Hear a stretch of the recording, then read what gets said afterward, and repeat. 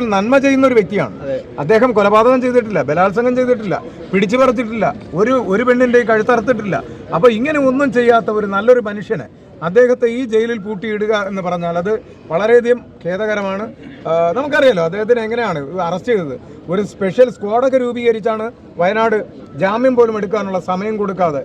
Hema committee റിപ്പോർട്ടിലെ പ്രതികളുണ്ടായിരുന്നല്ലോ, പ്രതികളെന്ന് ആരോപിച്ചവരുണ്ടായിരുന്നല്ലോ, അവർക്കൊന്നും ഇതൊന്നും അല്ലായിരുന്നല്ലോ. ആഴ്ചകളും മാസങ്ങളുമാണ് അവർക്ക് മുൻകൂർ ജാമ്യം എടുക്കാൻ വേണ്ടിയുള്ള അവസരം കൊടുത്തത്. ഇവിടെ ആരെയും പീഡിപ്പിക്കാത്ത, ആരെയും വേദനിപ്പിക്കാത്ത, ഒരുപാട് പേർക്ക് ജോലി കൊടുക്കുന്ന, ഒരുപാട് പേർക്ക് അന്നം കൊടുക്കുന്ന, ചികിത്സാ സഹായം കൊടുക്കുന്ന അങ്ങനെയുള്ള ഒരു വ്യക്തിയാണ് ഈ സബ് ജയിലിനകത്ത്. അദ്ദേഹം ഇപ്പോൾ 6 ദിവസം കൊണ്ട് കിടക്കുകയാണ്. ഇതൊരു നീതികേട് തന്നെയാണ്. ഇതിനെതിരെ നമ്മൾ ഒരുമിച്ച് പോരാടണം. ഈ സീൽ വെക്കാൻ മറന്നു പോകുക എന്ന് പറയുന്നത് വിശ്വസിക്കാൻ പറ്റും. 15 ദിവസം കിടന്നോളാം എന്ന് പറഞ്ഞതായിട്ടാണ് ഇപ്പൊ ന്യൂസ് വരുന്നത്. എപ്പോ പറഞ്ഞു? അല്ലല്ല, 14 ദിവസം ഒരു കേസിൽ റിമാൻഡ് ചെയ്യുന്നത് സ്വാഭാവികമാണത്. അത് ഏത് കേസിലെ പ്രതിയായാലും ശരി തന്നെ 14 ദിവസം റിമാൻഡ് ചെയ്യും. പക്ഷേ ജാമ്യം എപ്പോൾ വേണേലും കൊടുക്കാം. ഒരു ദിവസം, ഒറ്റ ദിവസം, ഇതൊക്കെ ഒറ്റ ദിവസം കൊണ്ട് കിട്ടേണ്ടതാ. മനസ്സിലായില്ലേ? ഇതൊന്നും പ്രത്യക്ഷ ഒരു റിമാൻഡ് എന്ന് പറഞ്ഞ നടപടി പിറ്റേ ദിവസം ജാമ്യം കൊടുക്കേണ്ട കേസാണ്. അതിനാണ് 4 ദിവസം അദ്ദേഹം ഈ ദ്വയാർത്ഥം പറഞ്ഞതുകൊണ്ട്. ദ്വയാർത്ഥം അങ്ങനെയാണെങ്കിൽ ഇവിടെ സിനിമകൾ ഇറങ്ങാൻ പാടില്ലല്ലോ. അങ്ങനെയാണെങ്കിൽ മറ്റു കാര്യങ്ങൾ ഇവിടെ ആര് സംസാരിക്കുന്നില്ല ദ്വയാർത്ഥം ഇല്ലാത്തത്. അങ്ങനെ നമ്മളെ മണിയാശാൻ എന്താ പറയുന്നത്?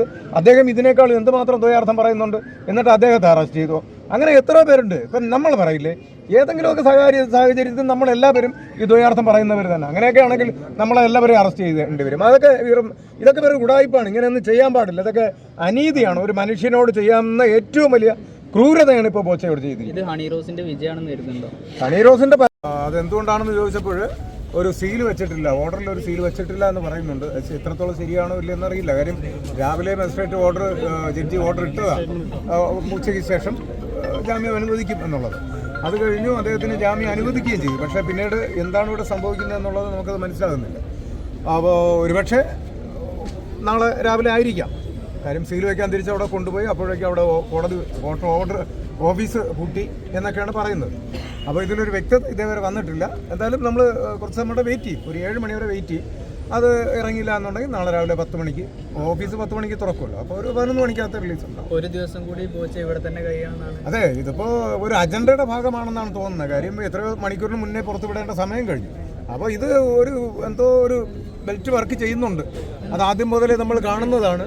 അതിൻ്റെ ഒരു അജണ്ടയുടെ ഭാഗമായിട്ടാണ് ഇപ്പോൾ ഇദ്ദേഹത്തെ ഒരു ദിവസവും കൂടി കിടത്തുക. എവിടെയെങ്കിലും നമ്മൾ കേട്ട് കഴിയുണ്ടോ? ഏതൊരു കേസിലെ പ്രതിയായാലും തീർച്ചയായിട്ടും ഒരു ദിവസം അപ്പം തന്നെ ജാമ്യം അനുവദിച്ചു കഴിഞ്ഞാൽ അപ്പം തന്നെ ജയിലിൽ ഇടാൻ പാടില്ല എന്നാണ്. അങ്ങനെ കോർട്ട് ഓർഡർ വന്നു കഴിഞ്ഞാൽ അപ്പം തന്നെ അദ്ദേഹത്തെ റിലീസ് ചെയ്യണമെന്നുള്ളതാണ് ഉറപ്പായിട്ട്. പക്ഷേ ഇവിടെ എന്തുകൊണ്ട് നടന്നില്ല എന്നുള്ളതാണ് നമുക്ക് മനസ്സിലാവുക. തികച്ചും ഒരു വ്യക്തിയോട് കാണിക്കുന്ന, ഇപ്പോൾ ബോച്ച എന്നല്ല, ഒരു വ്യക്തിയോട് കാണിക്കുന്ന ഏറ്റവും വലിയ ക്രൂരതയാണ് ഇത്. ഒരിക്കലും അംഗീകരിച്ചു കൊടുക്കാൻ പാടില്ലാത്തൊരു കാര്യം തന്നെയാണ്. അതിന് ഈ ബോച്ചയുടെ ഫാൻസ് ആയാലും ശരി, ഓൾ കേരള മെൻസുകൊണ്ട് ആൾക്കാരായാലും ശരി, എല്ലാവരും ഒരുമിച്ച് ഇതിനെതിരെ ശക്തമായിട്ട് പോരാടണം. ഒരു പുരുഷൻ, ഒരു പെണ്ണായിരുന്നെങ്കിലോ നേരെ തിരിച്ച് ഹണി റോസാണ് ഇതിനകത്ത് ജയിലിലെങ്കിൽ നിമിഷങ്ങൾക്കകം അവരെ റിലീസ് ചെയ്ത് വിട്ടേനായിരുന്നല്ലോ. അപ്പോൾ ബോച്ച ആയതുകൊണ്ട്, ഒരു പുരുഷനായതുകൊണ്ട് എന്തും ആകാമെന്നുള്ള ഒരു തോന്നിവാസമാണ് ഇവിടെ നമ്മൾ കാണുന്നത്. ഇത് അനുവദിച്ചു കൊടുക്കാൻ പാടില്ല. മീഡിയയും നമ്മുടെ കൂടെ എല്ലാവരും ഉണ്ടാവണം. കാര്യം ഇതുപോലുള്ള കാര്യങ്ങളിൽ നീതി ഉറപ്പാവണം. ആർക്കായാലും ഇവിടെ നീതി കിട്ടുന്നില്ല, അത് പുരുഷന്മാർക്കാണ്. അതിനെതിരെ നമ്മളെല്ലാവരും ഒത്തൊരുമിച്ച് നിൽക്കണം. എന്നുവെച്ചാൽ സമൂഹ